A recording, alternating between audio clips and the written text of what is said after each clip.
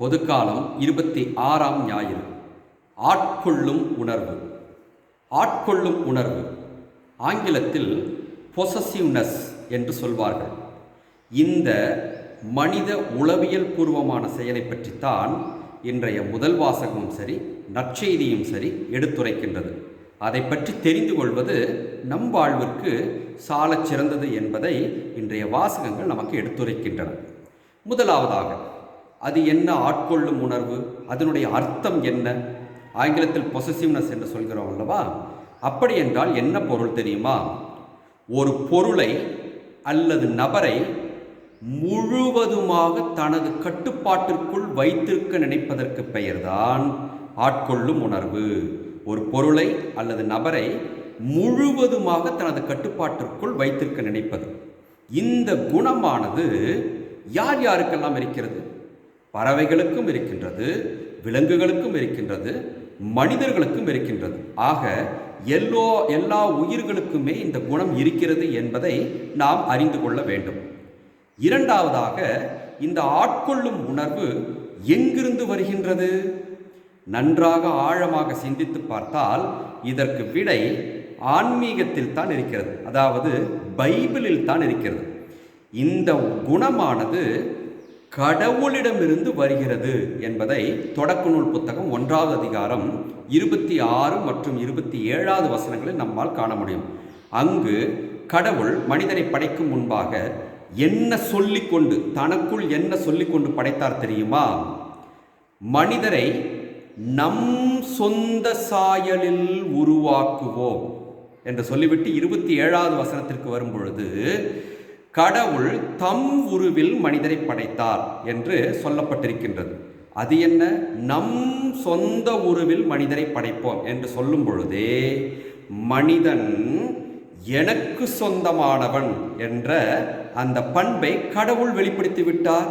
தனது உள்ளத்திற்குள் இருப்பதை அப்படியே பைபிளில் கொடுத்தார். அப்படி என்றால் என்ன பொருள்? என் சொந்த உருவில் என்று சொல்லும் பொழுதே ஆட்கொள்ளும் உணர்வு வந்துவிடுகின்றது. மனிதன் எனக்கு சொந்தமானவன், அவன் எனக்குள், என் கட்டுப்பாட்டிற்குள் இருக்க வேண்டும் என்பதைத்தான் கடவுள் விரும்புவதாக நாம் எடுத்துக்கொள்ள முடியும்.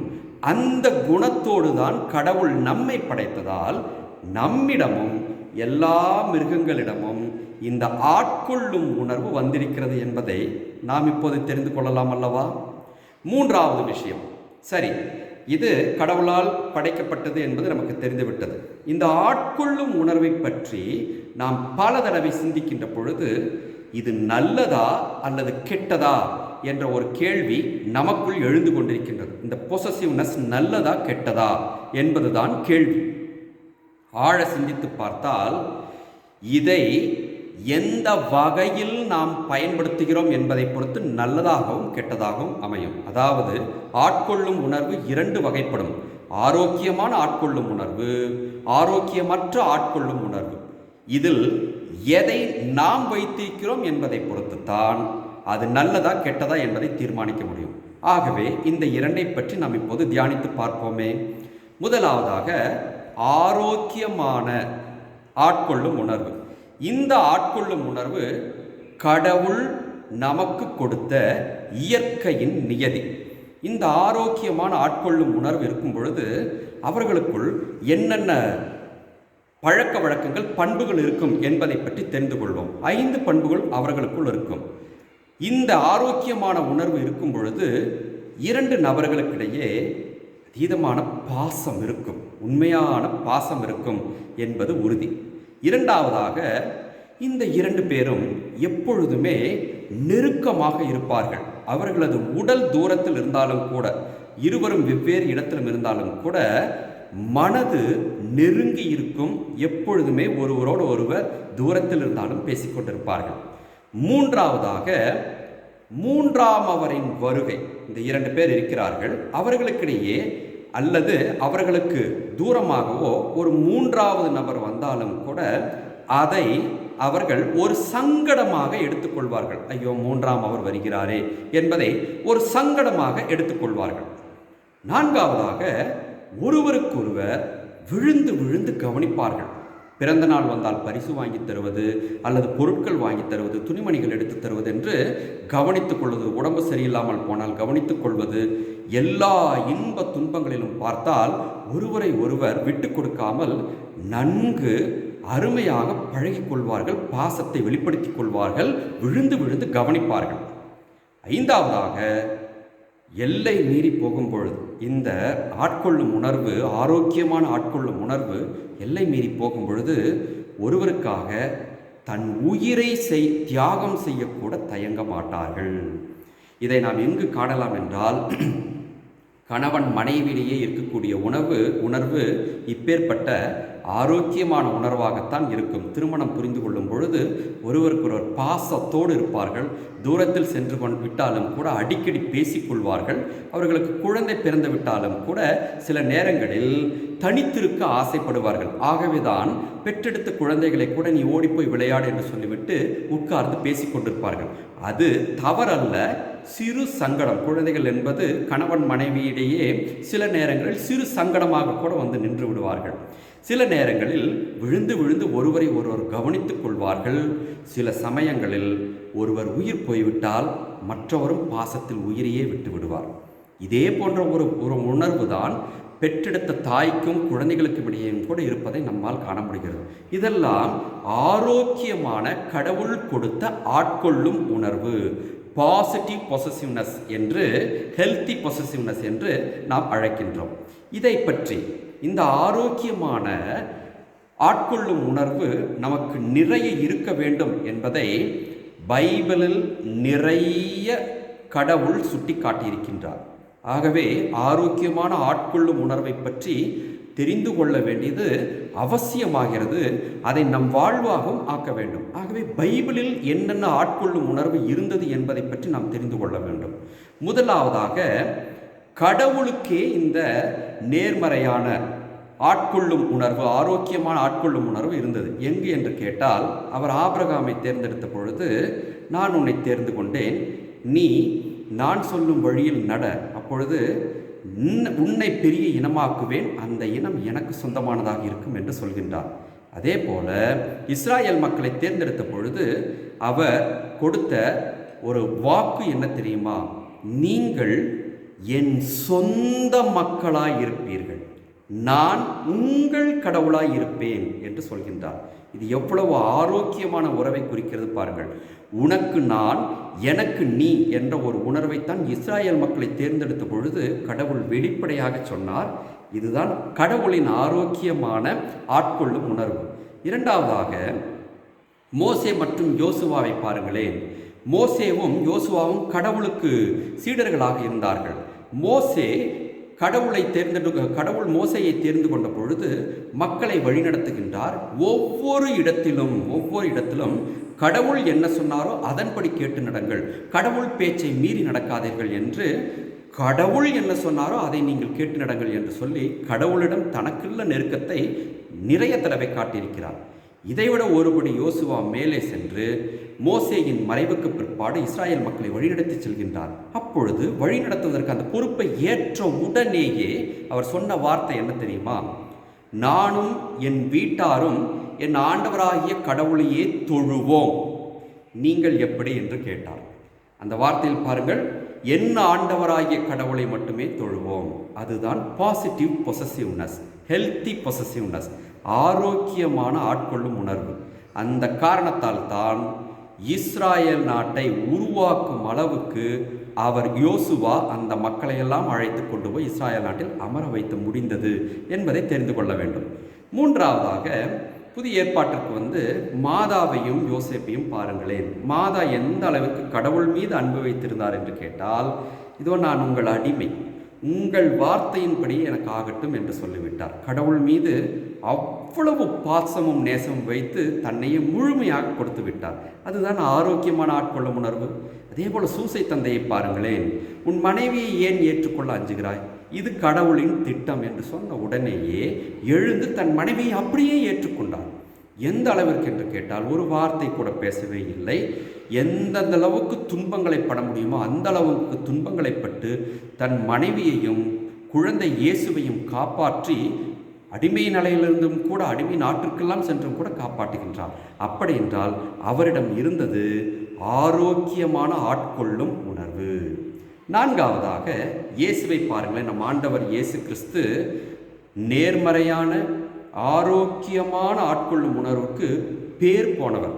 எப்படி என்று கேட்டால், நீங்கள் என் மந்தை, நான் உங்கள் ஆயனாக இருக்கின்றேன், இந்த மந்தைக்காக ஆயன் தன் உயிரையே கொடுப்பான் என்று யோவான் நற்செய்தியில் பல முறை அவர் எடுத்து கூறியிருக்கின்றார். அப்படி என்றால் எந்த அளவிற்கு மக்களை தன் சொந்தமாக்கி கொண்டு உங்களுக்காக நான் உயிரை கூட கொடுப்பேன் என்ற ஒரு வார்த்தையை சொல்லியிருக்கின்றார்.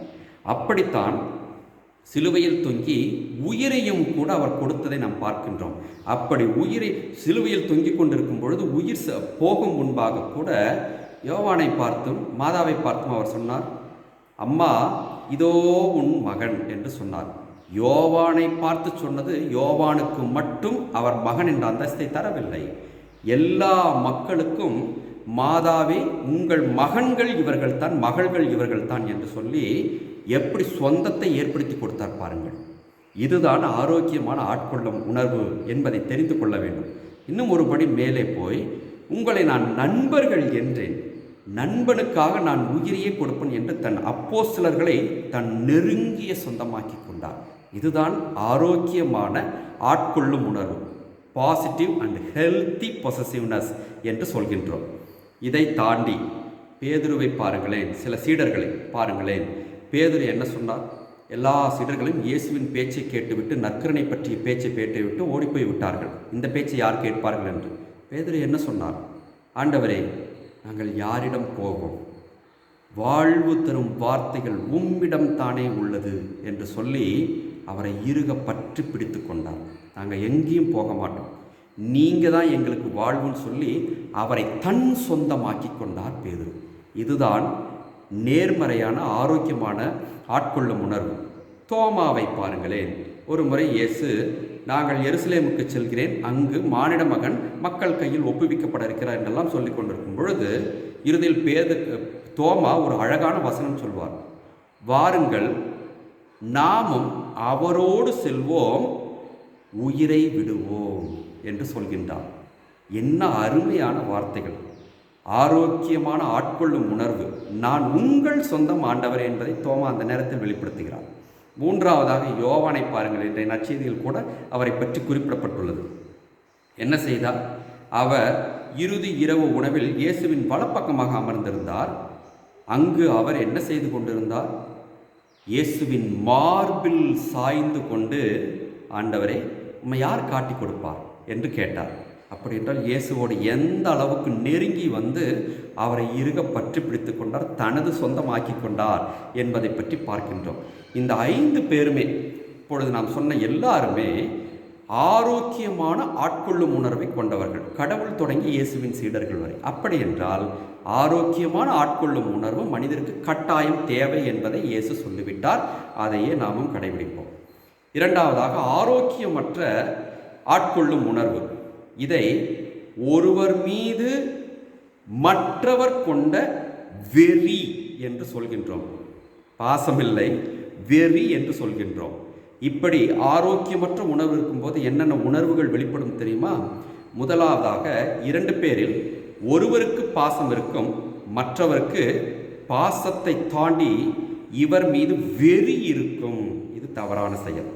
இரண்டாவதாக, ஒருவர் இவரிடம் நெருக்கம் காட்டுவார், ஆனால் மற்றவர் இவரிடம் எப்பொழுதுமே ஒட்டி இருக்க வேண்டும் என்று நினைப்பார். அதாவது சிறிது தூரம் கூட இவரை வெளியில் விடமாட்டார், எப்பொழுதும் தன்னுடனே இருக்க வேண்டும் என்று இந்த நபர் நினைத்து வெளியில் சென்றாலும் கூட 1000 தடவை தொலைபேசியில் தொடர்பு கொண்டு பேசிக்கொண்டே இருந்து தொந்தரவாக இருப்பார் என்பது உறுதி.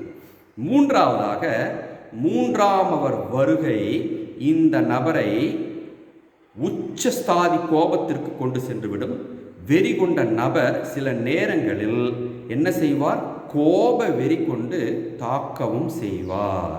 3வது நபர் வந்துவிட்டால் சந்தேகம் வந்து அவரை படாத பாடு படுத்தி எடுத்து, நான் உன் மீது எவ்வளவு பாசம் வைத்திருக்கிறேன் பார் என்பதை நிரூபிப்பதற்கு இந்த வெறி கொண்ட நபர் முயற்சி செய்வார்.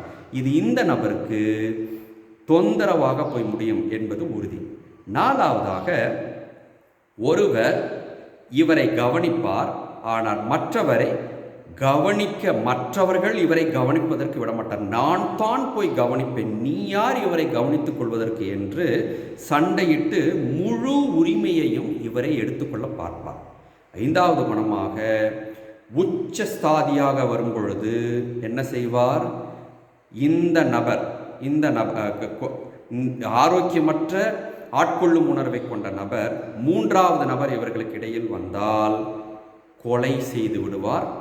அல்லது இந்த நபரையே, என்னை விட்டுவிட்டு நீ அடுத்தவரை பார்க்கின்றாயா என்று சொல்லி இவரையே, தான் வெறி கொண்டிருந்த நபரையே கொலை செய்வதற்கு முயற்சி செய்வார், கொலையும் செய்து விடுவார். நல்ல உதாரணம் காயின்.